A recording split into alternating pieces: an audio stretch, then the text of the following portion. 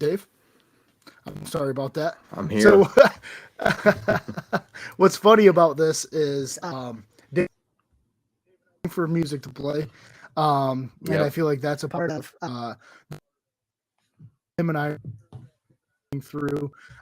So this is supposed to be our first live episode on and obviously using our recording equipment through app that we use, which is Riverside. So basically, I want all of the listeners to do for go download the Riverside app basically into us, and we can kind of do the live call-in show through YouTube is our hope. But as we're going through this, Dave and I are new at this, so we don't know exactly what we're getting into, and if this is the way. Sorry, go ahead, Dave. No, that's it. Yeah, I don't know what to expect from it. I mean, I'm expecting a lot of tech issues. Like number one, the intro music not playing. It's just circling on me right now. So perfect, off to a good start. But yeah, man, we'll just kind of hang tight for a minute and talk a little bit. So first of all, dude, how's it going? It's going really.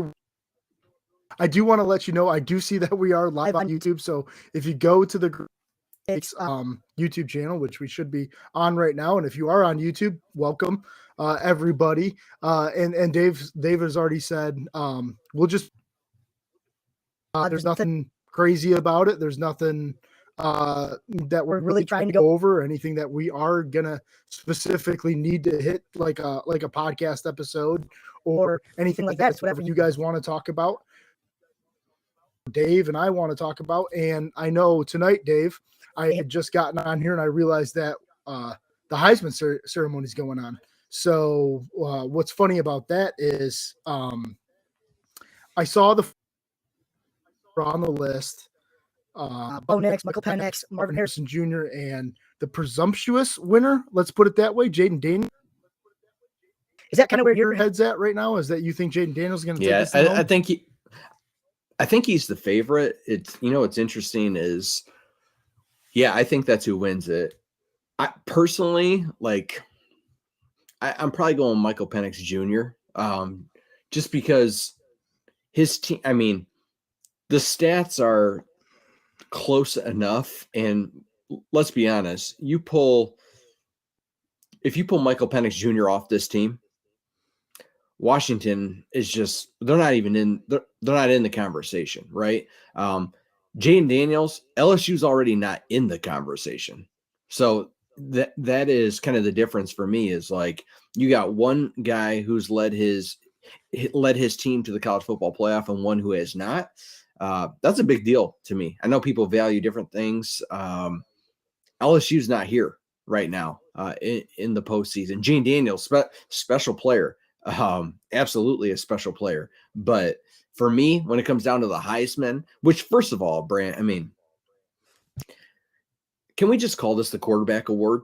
Like it is like Marvin Harrison Jr. is there as well. I understand that, but I don't even know the last time that somebody other than a quarterback won it. And there's a lot of great players in college football that are very deserving of this award.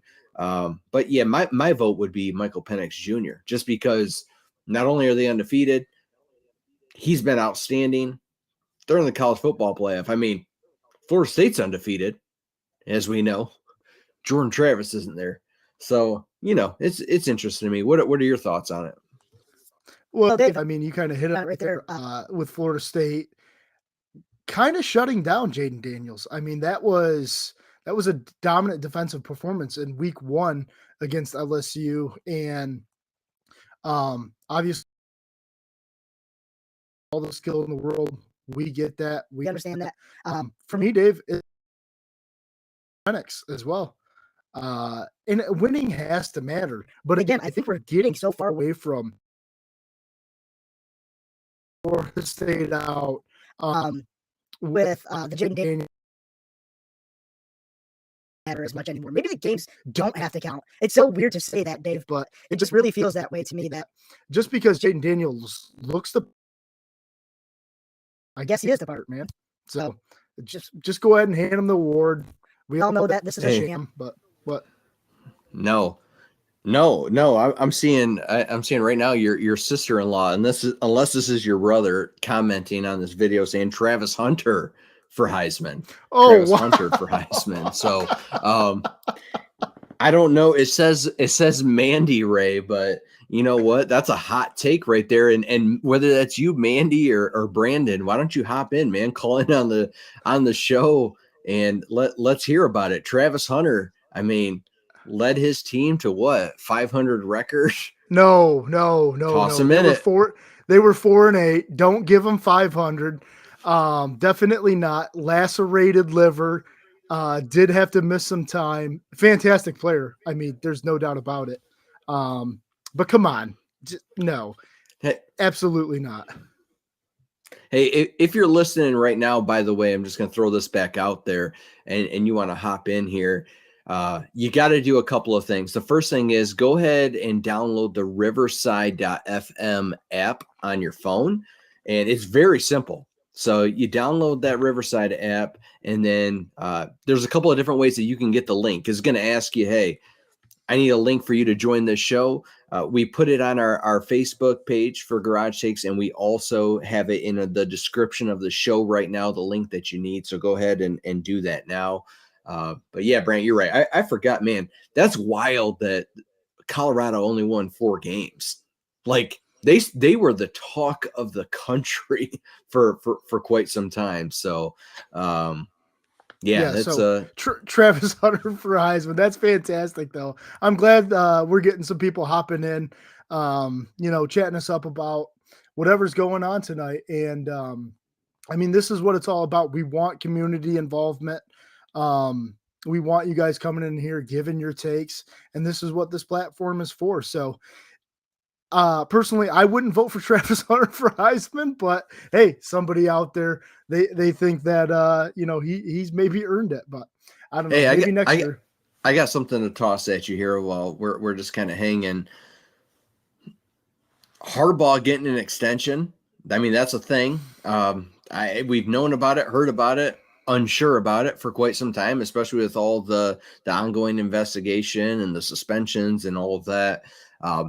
What I'm reading, Brand, is somewhere in the neighborhood of $11 million a year for Harbaugh, make him the highest paid coach in the Big Ten. I don't know where that puts him at nationally, with the likes of Nick Saban, Kirby Smart, those guys. I've been in the camp of I just didn't think Harbaugh was coming back. This kind of silences me a bit. And it looks like we got more people joining the show right now, which is awesome. Just want to know your thoughts on that. You think Harbaugh gets an extension here before we know what the NCAA comes down with? Absolutely, Dave. I think that the contract is inevitable. They're going to put it in Harbaugh's hands. And I think the weirdest thing is about the NFL talking to the NFL. They do not want him talking to the NFL, which I completely understand from Michigan's perspective. But let's be real here. He can back channel. He can do different things. I think it's ridiculous to put that in the contract, but if that's the way that Michigan felt they needed to do that, then sure, that's fine.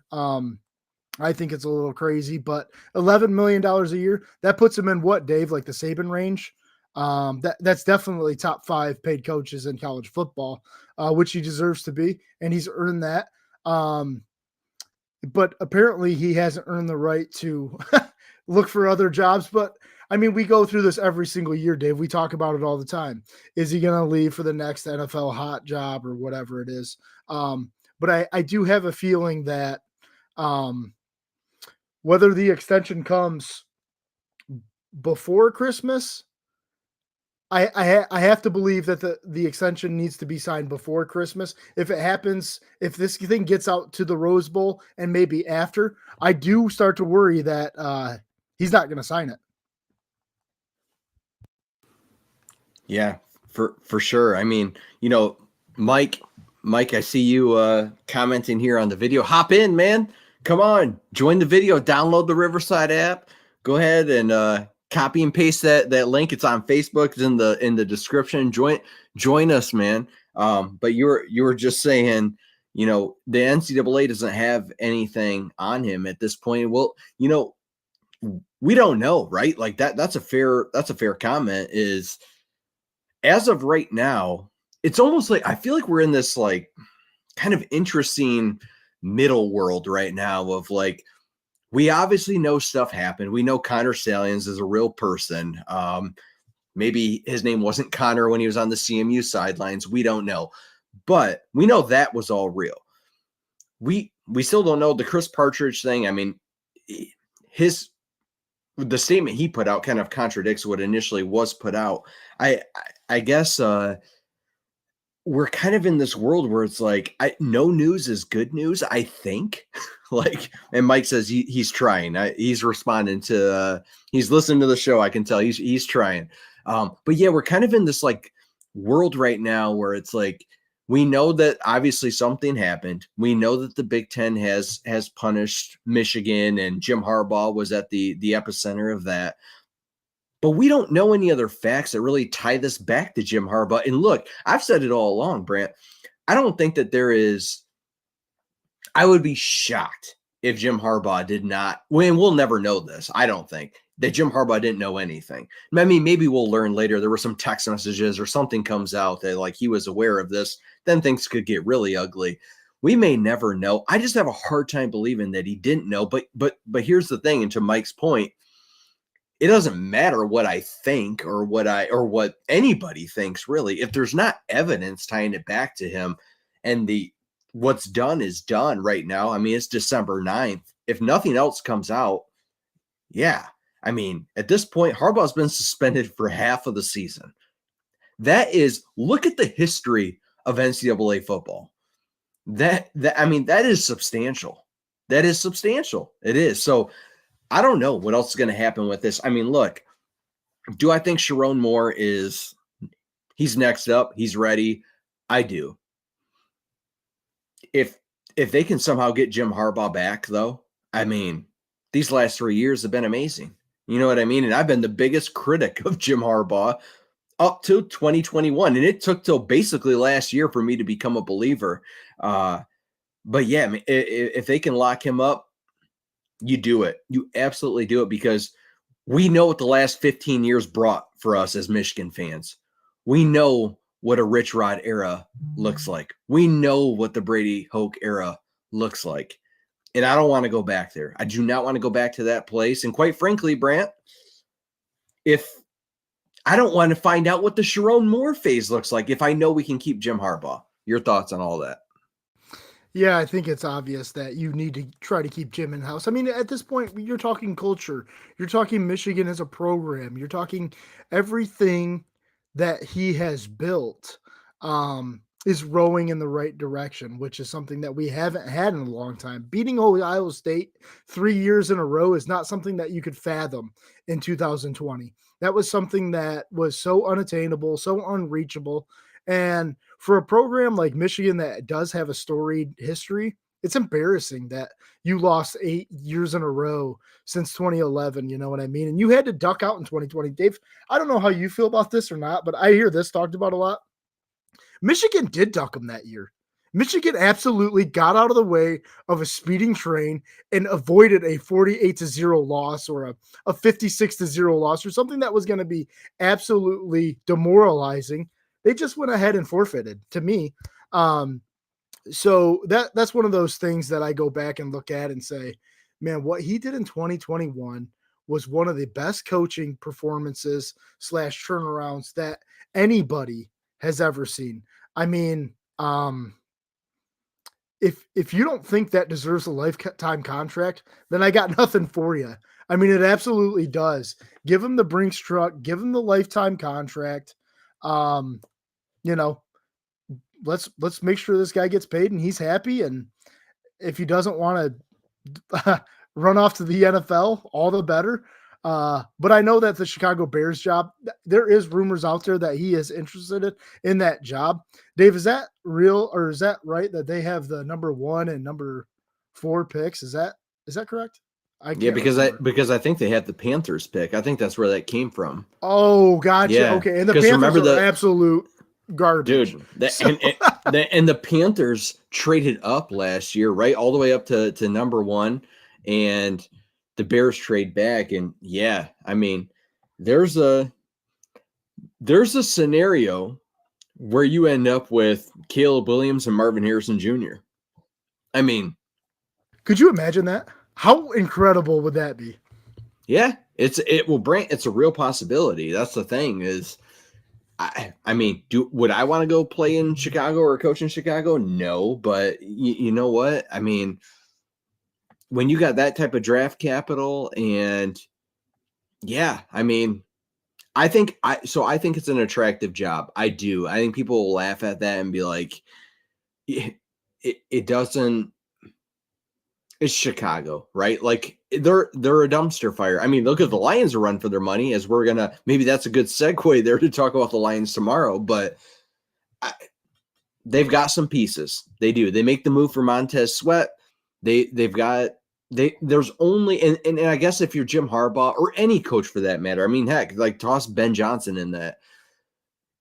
I really, there's only one direction to go if you're coaching the Bears, and that's up. And so that's a promising thing. But Harbaugh, I mean, for those that don't know, he's got a connection to Chicago, former quarterback there. And so, yeah, I mean, it could make sense, but we'll see. What we still don't know, Brant, is what we do know is that every year that there's going to be articles and stuff out there that ties Harbaugh to the NFL jobs. What we don't know, and maybe we do, and maybe the fact that we don't know says everything, is has there been an offer on the table for Harbaugh? I mean, I have heard yes. I don't know how true that actually is, but I have heard yes. I have heard that there is I believe it was 5 or 6 years at $11 million a year that is on the table for him, but it does have the clause of the no NFL flirting clause in there, which means if you do sit down with the team and we find out about it, we're going to fine you. Hey, Michigan, judging by the last year, I don't think Harbaugh cares about rules. So whether you put that in the contract or what, I don't think he cares to abide by it. And if you want to go ahead and fine him, fine him. I think it's pretty clear Harbaugh does what he wants, says what he wants, and just rolls how he wants right now. And man, I wish I could get up out of bed every day and be like, I don't care what anybody says about me. I don't care if I get suspended from work and still get paid, and they're going to offer me a new contract. I mean, that is kind of awesome. There is a part of me that is a little bit jealous of that. That Harbaugh just has this, I give 0 Fs kind of attitude, and it's kind of awesome. And it is pretty cool that our leader is like that. And it feels like the team mantra feels that way too, with the free Harbaugh shirts and all sorts of stuff like that. It is really cool to see. So yeah, I hope they get this contract done. And I do feel like there is that contract on the table for him. He's just waiting to sign it for whatever reason. I don't know what that reason might be, but Dave, I know that you're texting like a madman over there. I know that people are trying to get in here right now, and I don't know what's going on. I don't either, man. Yeah, we got people. I know Mike is trying to get in. Pat's texting saying, "I'm trying to get in. It's lonely here in the lobby, but I'm not seeing anybody on our end. So hopefully we can get this squared away and figured out. We definitely want to get people in here. So Dave, I do have a question for you. That I just came to my mind when we were talking about Michigan football. What do you make of the Kyle McCord transfer?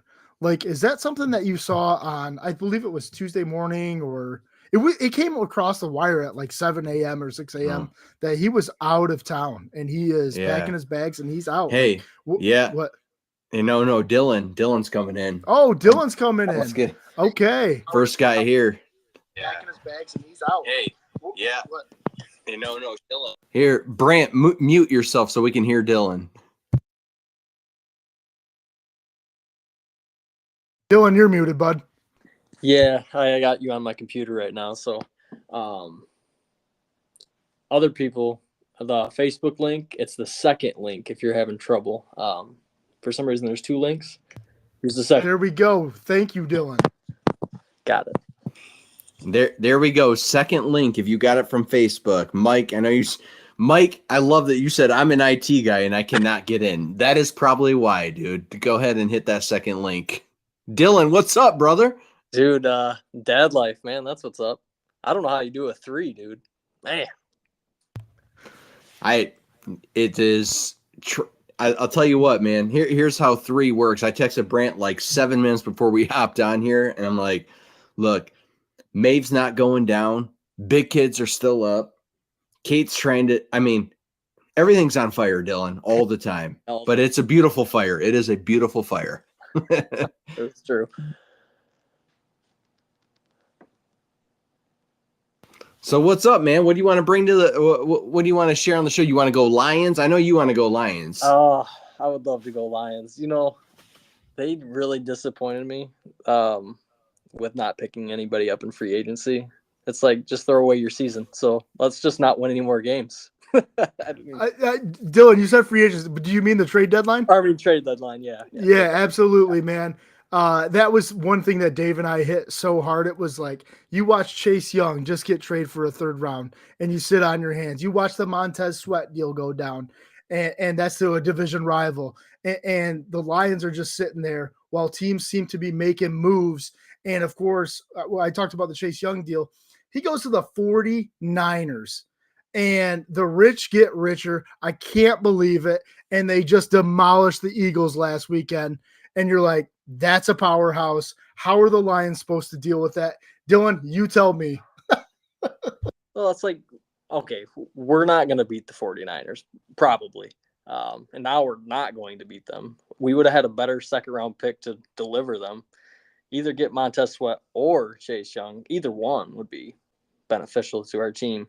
And then you do nothing. It's just so. Yeah, no, it is disappointing because I think Dave and I have already touched on Hutch needs help, man. Like this defensive line definitely needs help, and not giving Hutch the other guy on this, his other end is killing this team. Dude, I just hate that. And Dylan, you bring up just like the perfect point or like discussion topic. Because we talked about this at the trade deadline. It was like, I do feel like there are Lions fans out there that were kind of like, whoa, let's just like trust in Brad Holmes and like don't rush it this year. Like, they're winning a lot of games, but look, you got the Niners and the Eagles. Like, I think that's such a weak take. Like, you could have went out and got Chase Young. You could have made this defense better. You have a top 5 offense in the league. So to sit on your hands at the trade deadline and not be like, no, I'm not giving a 4th-round pick. Like, no, there's no way. Like, what are you doing? You are 9-3 right now with the team that you have, and it's great. But I'm kind of in the same boat of like, yeah, but it ain't good enough. Like, you could have made moves that would put you in a better position. Mike, I see you in the lobby here. Hang tight for just a second, and we're gonna get you in.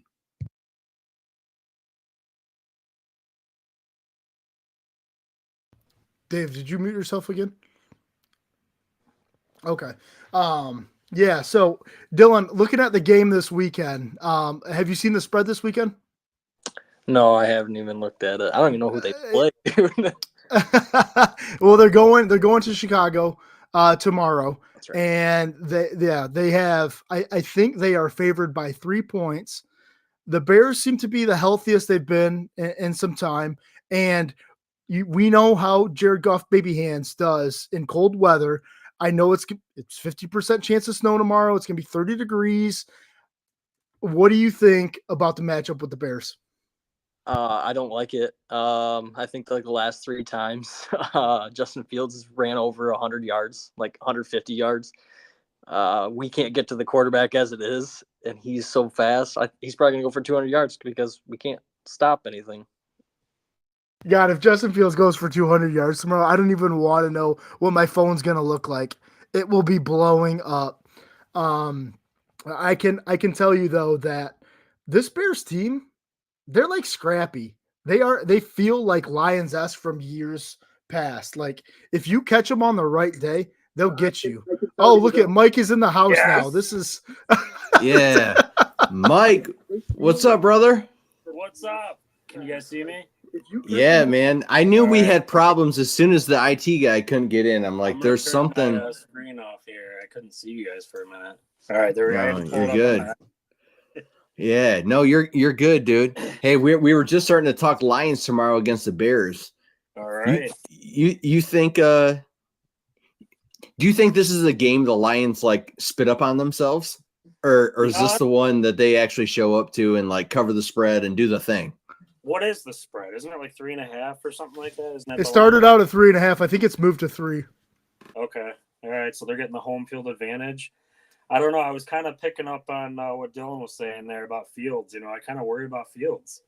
He's gonna if he can get out like he did in our defense the last couple of games, man. It's been bad to watch. Our defense. So if Fields can get going, I think we're kind of in trouble. Did you guys hear what Aaron Glenn kind of got a little defensive this week with the press? I don't know if you guys saw that. Where it was like or heard that. So he basically got asked about the whole like adjustments thing, like, the Lions don't make adjustments, or like Aaron Glenn doesn't make adjustments on defense like mid-game.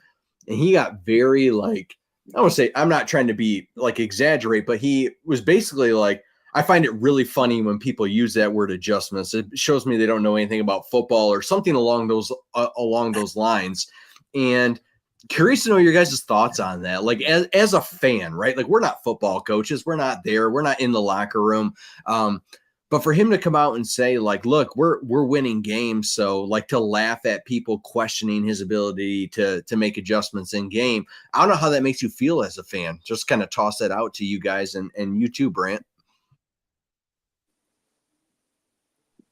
I guess I was talking to Brant a couple days ago after Michigan played that game against Iowa, and you can see them make adjustments in the second half. Like, I don't think you see that from the Lions very often. I feel like they have a game plan and they pretty much just stick to it. And so, I don't know. Yeah, I agree with that. But yeah, I didn't hear about that at all. I didn't hear about that. I don't know if we talked about that last night, Dave, or not, but I don't know how I feel about that. I feel like maybe he should have, probably not said something like that to upset his fan base. Yeah. To me, it almost seemed like shoulders and just move forward. To me, it almost seemed like, and so I'm gonna.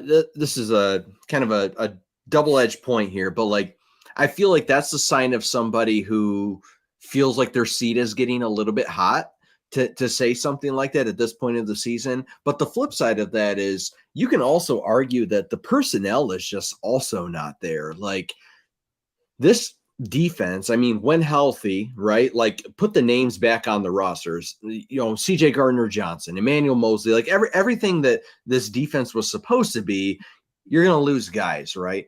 They're not deep though. Like they're just not at that point of this rebuild or restoration or whatever you want to call it.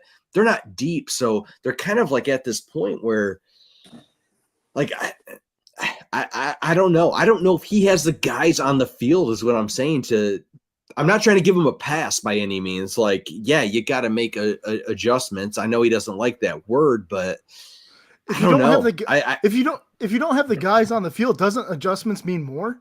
Like that to me seems opposite of where you would try to go. And Aaron Glenn, I feel like he feels the pressure more than everybody else because Ben Johnson is kind of the love child. Like everybody is infatuated with Ben Johnson in this offense and how it looks and how he's kind of resurrected Jared Goff. And if the team starts to stumble, that's the first guy they're going to point to and say, hey, we spent that second pick on Aiden Hutchinson and this defense, and we've tried to give you the pieces, and we've drafted Brian Branches, and we've done this for you, Aaron Glenn. Where are the results? And they have drafted a lot of defensive players in the last couple of years, and Aaron Glenn has come up. I wouldn't say sure. I don't think that's fair to him. I don't think they're bad. They are getting progressively worse as the year's going on, and I think that is an issue. I've said all along that I just felt like if the Lions look in the NFL, if you've got a top 5 offense, remove the Detroit Lions from it and their personnel, Jared Goff, your quarterback, all of it. If you've got a top 5 offense and a competent defense, like ranked 15 to 20, that can win you a championship. I know they say defense wins championships. That can win you a championship in the NFL. The problem is that this defense went from early on top 10 when everyone was like, whoa, if this defense is this good, this team is like Super Bowl caliber, to coming down where, water finds its level at some point, being middle of the pack, number 15, they were around that rank for a while. And now you look at their grades. I mean, you're looking at a bottom 10 defense in the league, and that doesn't win you championships. That's not going to beat the 49ers. That's not going to beat the Eagles. Heck, that may not beat the Cowboys in a few weeks, and so that's concerning to me. I do think that there is some merit to saying, like, look, we don't know how to take this news, like, as Lions fans. Like, 9-3, we have not been, we're not used to this. So it is a blessing to be here and be picking and nitpicking apart the team at 9-3. But I just think, hey, Emily, what's up, girl? Sorry, I love the guest appearance. Grace's best friend from school. I wonder at what point is this like a magical season? And I say that in quotes, like, oh my gosh, like the Lions are 9-3. Like, magical seasons don't normally end well, but good football teams normally end well. And so I guess I'll toss that out to you guys. Is this a magical season, given this young team and where they're at, and we're just happy to be here? Or is this a top 5 football team in the league? I'll toss that to you guys. Well, I think the top 5 football team in the league would have gone out and probably bolstered that defense a little bit before the trade deadline. Give Hutchinson help. What Brant was saying before, it's just that other side is just left open. Hutch is getting double teamed almost every time, so nobody's getting to him. And then now with McNeil out, so I think good solid teams would have went out at that deadline and added some depth, because right now I think our depth is getting worse and worse as weeks go on. Yeah, Dylan, I got a question for you. Like, you've been a Lions fan forever, obviously. But like, is a playoff win just good enough? Like, with this team, if they just win a playoff game this year, is it just good enough? And you got to see them play at home, they get the win, then they go out and get shellacked by the 49ers or the Eagles or the Cowboys or whoever they end up playing. Would you look at that season and be like, you know what? That's good enough for me. I'm on to next season. I'm cool with it, man. I think with how this season is going, I think a playoff win for me is like, I see that's what we're going to get. I don't think if we're going to go any farther past that.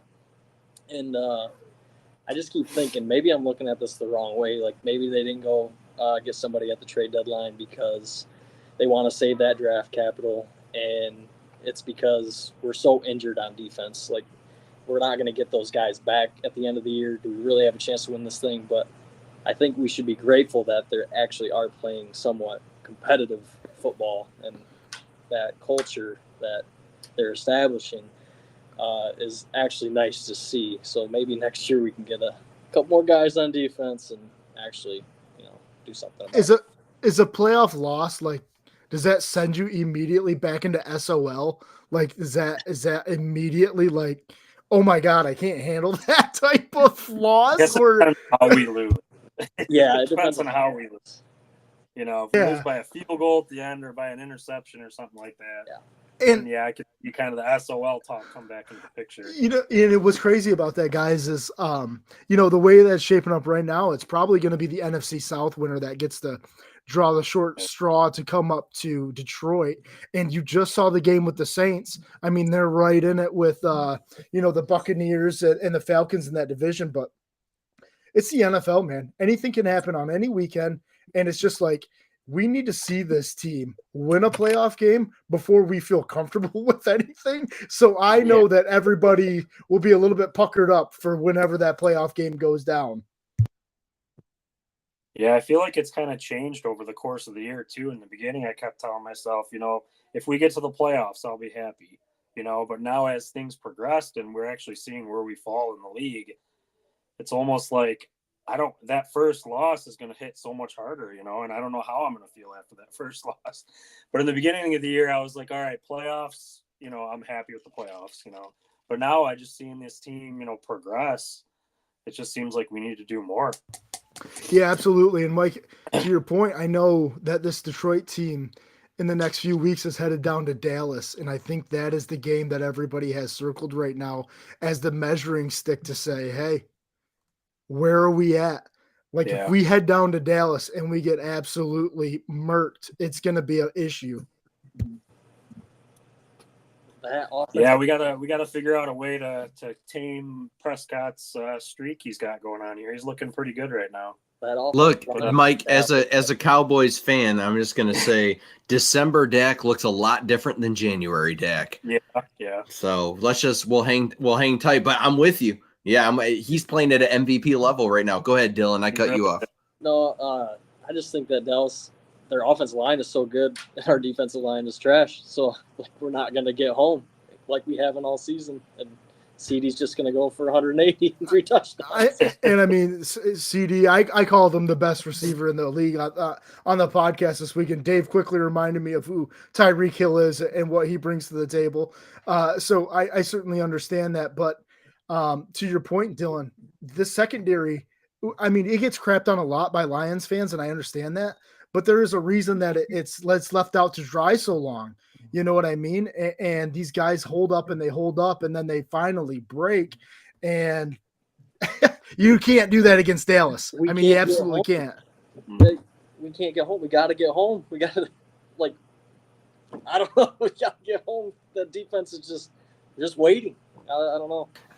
I also feel like losing Aleem McNeil it's huge. Like, now, hopefully you get him. If you don't have him back for the playoffs, like, that's a huge problem. Huge problem. But that's your dude in the middle. Who's behind him? Where's Isaiah Buggs? I mean, who's there? I really don't know. I mean, John Kaminsky? That can't be it, dude. That cannot be it. Because I'm telling you, run caliber players right there, you know. No, we can't make a deep run with that. No, nope.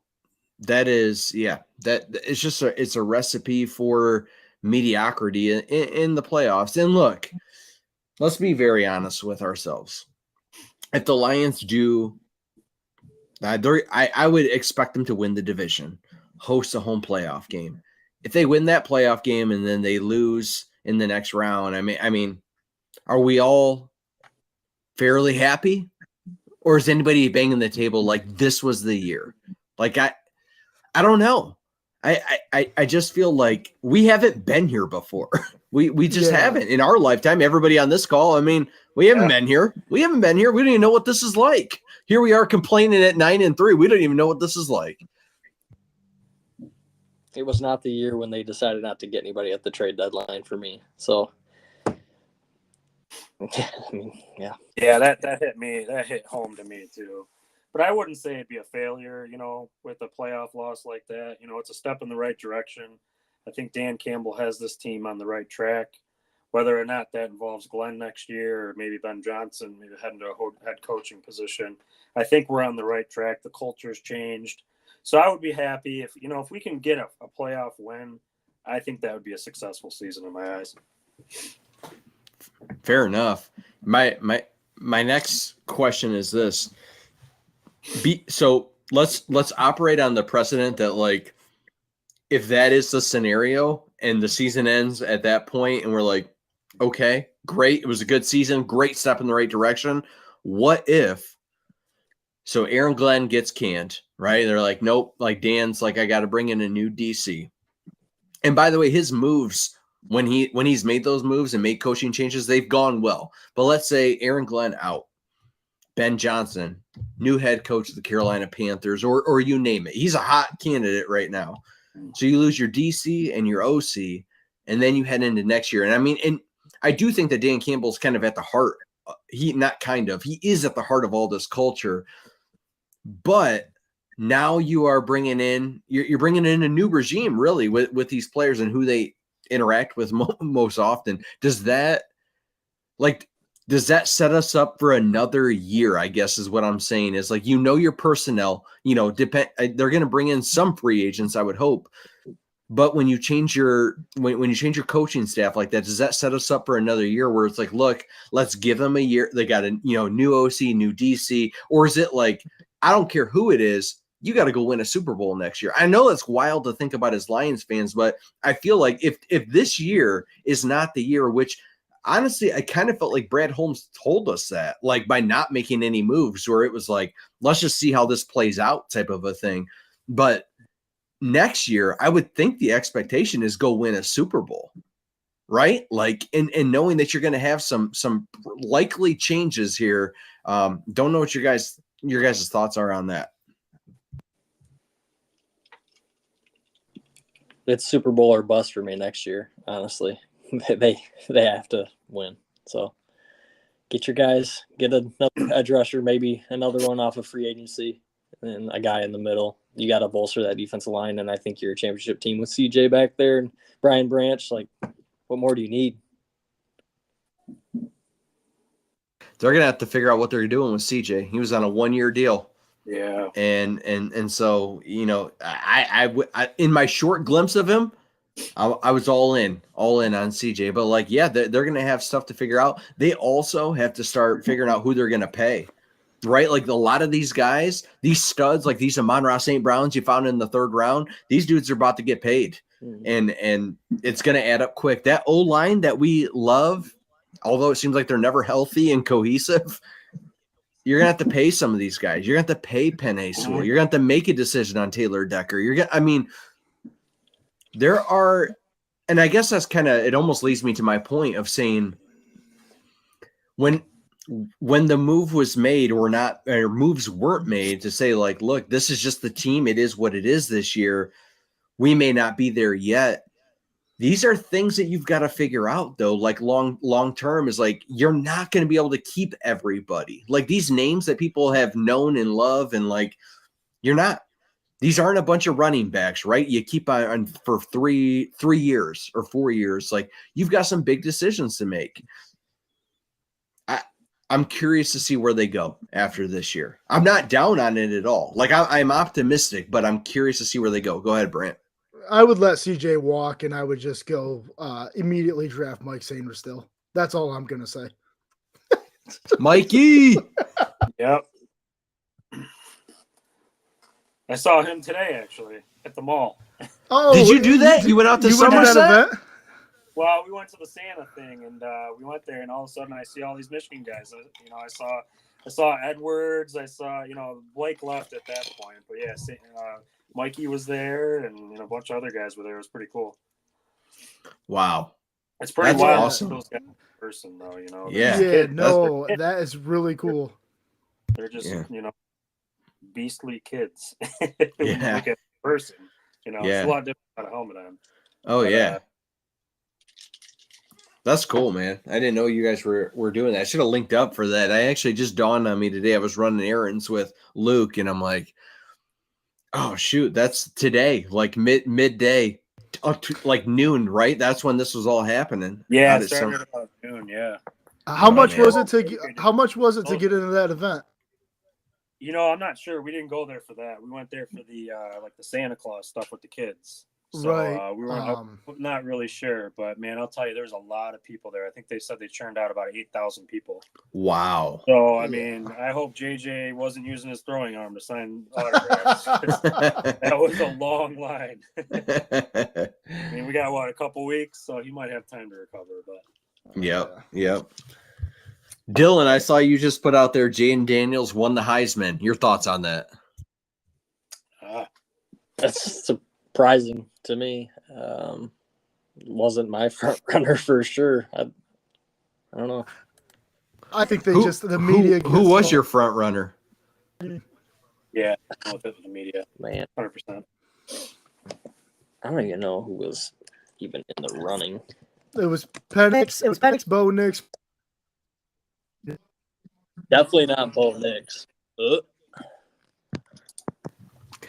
Hey, shout I'll say out this, by it was the Michael way Penix for me, but to Yeah. hey, sorry, I got to give a quick shout out to Gage, Catherine, Kelts, Dev. You guys are all hitting me up. I see it on the stream here. Appreciate you guys. Love you guys. Hop on in, Gage. Come on, man. Open mic, brother. Yeah, I just will say that I don't know how you guys feel, but I think Marvis Harrison Jr. is probably the best player in college football. I mean, I think he just is. When you put him on the field, it changes everything a defense has to do. And I get Jaden Daniels probably brings an element to that, but just how good Marvin is, it's just next worldly.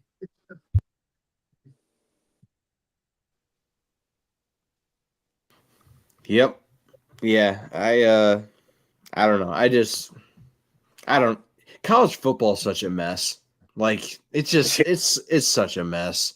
And on so many different levels, from the awards to the college football playoff to the conferences to NIL to the transfer portal, it is just literally the wild, wild west. Like, thank God, as Michigan fans, we're just like, well, we're 13-0, so just, I mean, I guess Florida State was too, but like, it is interesting. Like, if Michigan played their exact same schedule and JJ gets his ACL torn in the Iowa game in the Big Ten championship, what happens then?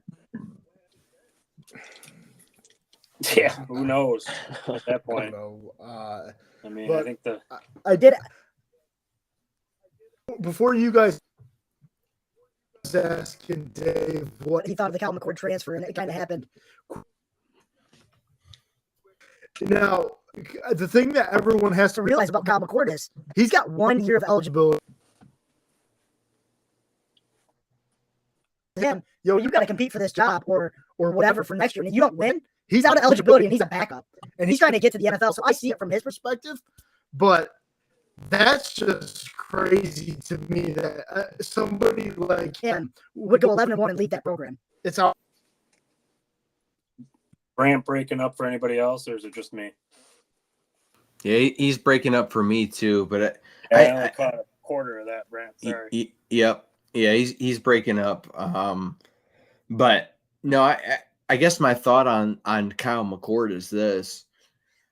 I think Ryan Day, like, if anybody watched that game and when Kyle McCord was coming off the field, Ryan Day looked like he was going to kill him because he knew. He was like, this is my job and my reputation.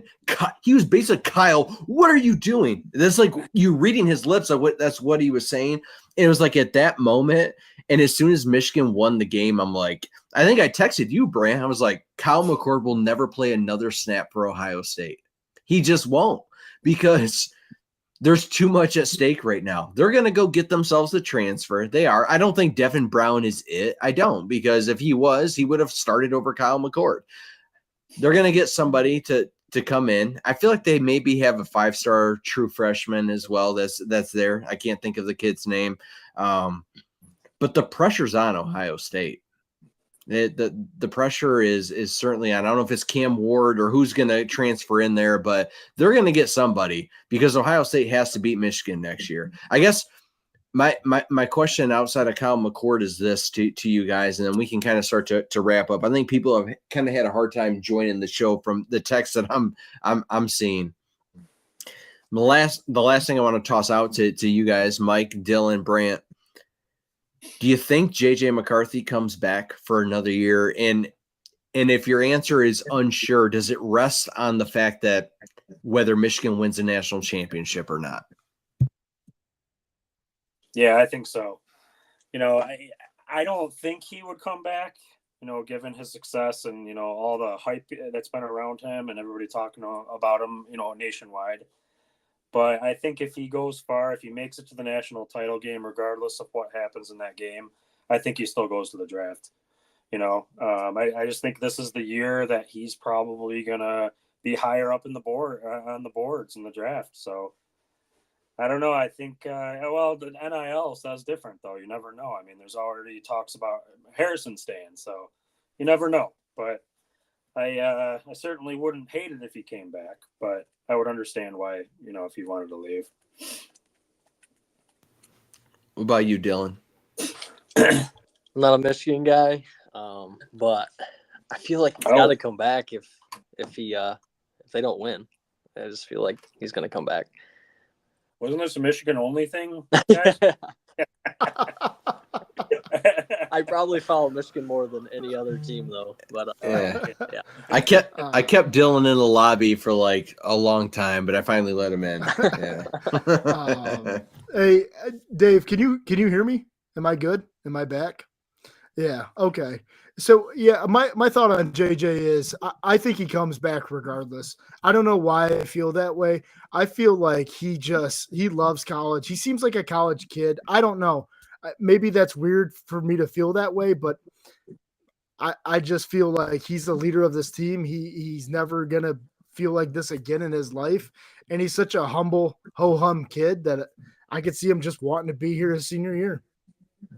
Hey, Brant, do you think Harbaugh's situation affects that at all? You know, if Harbaugh comes back, or I think it almost improves JJ coming back if he leaves. Like, I feel like JJ has invested so much time, effort, and blood, sweat, and tears into this program that it would kill him to see them go downhill if Jim Harbaugh happened to leave. So I could see him more leaving if he knew Jim, if I'm being honest. Yeah. I think that I got a feeling that JJ comes back. I think, and Mike, you kind of you just said, well, the NIL changes stuff. I think that this quarterback class, you know, Caleb Williams, oh yeah, that's strong. Drake May, Michael Penix Jr., we know he's old. He is last year's Hendon Hooker from Tennessee, right? But there are some dudes that are there. And JJ McCarthy's like his highest upside right now is like a late first round pick. I think when you do the math on that and what he's going to get paid, it may be more advantageous for him to come back and get that NIL money and return to Michigan and run it back for another year. I don't know if the Harbaugh thing has an impact on him. I do know that JJ McCarthy loves Jim Harbaugh. All these kids do. Like, they do. I think if they fall short this year, it really opens the door. I think if they win a national championship, like, I could see JJ leaving and going. So, like, if I'm JJ McCarthy, right, let's play this out. 3 years in the program, 3 Big Ten championships, 3 wins against Ohio State, a national championship. You get to leave. Everybody gives you your flowers. And if you're drafted in that like 20 to 30 range ish in the NFL, you're going to a team that's got some promise too, that is looking to develop you, and you walk into a pretty good situation versus being a guy that's drafted to the Bears or you name it, right? Or Bryce Young being drafted to the Panthers. Like, you know, those things come into play as well. So we'll see. We'll see. I am right now, I think if I had to put a number on it, I'm 60 JJ coming back and 40 JJ leaving. And I think he's got a lot to develop still, but I do think he's an NFL caliber quarterback, and we haven't been able to say that at Michigan in a very, very, very long time. And so, yeah, I mean, it'll be interesting to see, you know, what happens here. But hey, the next time we hop on here, guys, and Dylan, I know you might not be a Michigan guy, but look, Michigan plays Alabama, and I got to know some thoughts on that. I do. Go ahead. You want to unmute, Dylan? I can see you already got something to say. Here. Dylan, go ahead. I really want Michigan to come out just guns blazing. They cannot start out the way they did in the Iowa game, or they will lose that game. They're great at second half adjustments, but they need to come out and just be ready. Be prepared. Which they just haven't done in the college football playoff. They've always looked underprepared, whether that was Georgia, whether that was TCU. They haven't gotten it done. That is the one fair criticism in the Jim Harbaugh era is his postseason record. Beating Ohio State is phenomenal, especially after the years of it was horrible. And winning a Big Ten championship is great. but the Big Ten is also garbage outside of like Ohio State and Penn State. So what's next, right? And so I am very curious to see 3 weeks from now what this team turns out to be, because in my head, and I've been here before, I felt it last year, right? Like you had a layup against TCU, you didn't make the layup. And so we'll see.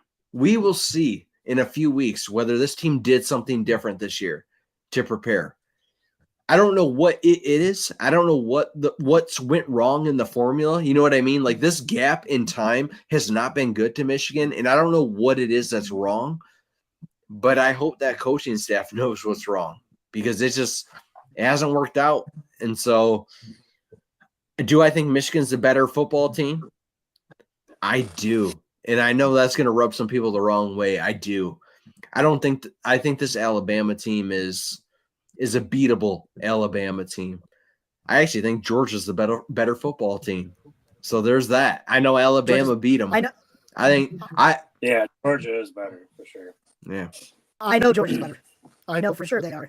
Actually, if Our Garage Takes channel has shown us anything, that Alabama fans will hop on and tell us how good Alabama used to be. They will tell us how good they were years ago. That's fantastic for back then, but I'm telling you, you will stop this team. All right. Yeah. What do you think? What do you guys think we have to do to stop Milroe? What do you think? I mean, he's a weapon for sure. Junior Colson. In what? The 2 defense. I watched Georgia have that At least one spy. spy the entire game. They had 2 spies a lot of the times. Have got to come ready to play. And it's got to be, or has got to be better than their offensive line, which their offensive line is average. So go get them. I don't think Georgia did a good enough job. His life havoc, and it cost them. Mm-hmm. I don't think Michigan. I know Michigan hasn't faced a quarterback like Jalen Milroe all year. We don't know. We don't know what Michigan's going to do to respond to them, and that's what scares me. If I'm being honest, it doesn't scare me to think that Jesse Minter and this defense can't adjust, but it does scare me that I look at the evidence of the last 2 years and it doesn't look good in terms of their preparation for this game. And so you're going to face Jalen Milroe. How are you prepping for him right now or next week? Like, we're going to find out. And I don't know. I don't have a clear answer on that. How are they going to stop him? Hopefully we can lean on this coaching staff and these guys to be ready to go, but we don't know. But we're going to find out very, very soon. I just think he's going to be number 1 key in my eyes. Oh, yeah. Like Oh, yeah. We got to pay a lot of attention to him. And, you know, I think that'll make a big difference in that outcome of that game. Yep. The one thing is, I think Michigan – it won't be easy to run the football, but I think that's going to be their bread and butter in this game. Alabama has a very tough secondary, and throwing the football will be tough. That's not what Michigan relies on. So in that sense, it could be a good matchup. But Alabama's got some dudes like they always do on that defensive side of the ball, in addition to Jalen Milroe. And look, say what you will about the whole Florida State conversation. Do I think they got screwed? Absolutely, I do. It's horrible. However, is Alabama the better team than Florida State? Yep. So, yeah, if you want to be the best, you got to go beat the best. And I don't want a national championship where we're like, oh, we beat Florida State and then like Texas or nope. Give me the best, man. I want to say we beat Bama. I want to say then we beat Washington or Texas or whomever that is. Like, let's go. This has got to be the year. And I don't want a national championship where I don't believe that we're not the best team in the country. And I feel the exact same way if Georgia was in this. I'm not saying that Michigan, like, oh yeah, I'd throw money down on Michigan to beat Georgia right now, but this year's different, guys. It really is. Like, this team is different, in my opinion. I mean, maybe they'll prove me wrong in a few weeks, but I do feel like this Michigan team just a little bit different. And they seem to have been on top of college football all year, which has been hard to kind of peg them on that title because of their schedule, which everyone will refer to like, well, they didn't play anybody. Correct. But when they did play somebody, they made those teams play their brand of football and they won the game. So we'll find out. We'll find out very soon. But all right, fellas. Hey, Mike, Dylan, you all are the real MVPs. I know some of you guys are texting me. I'm sorry that we had some tech issue. Like some of you guys could not get in, but we'll figure that out for next time. Honestly, this was a trial run, right, Brant? Like we had no idea what this was even going to look like or if it would even stream to YouTube. So the fact that it went on YouTube was a victory in of itself. But Dylan, Mike, you guys are the real MVPs, man. Appreciate you all. Thanks for having us on. Appreciate it. Thank you. For sure.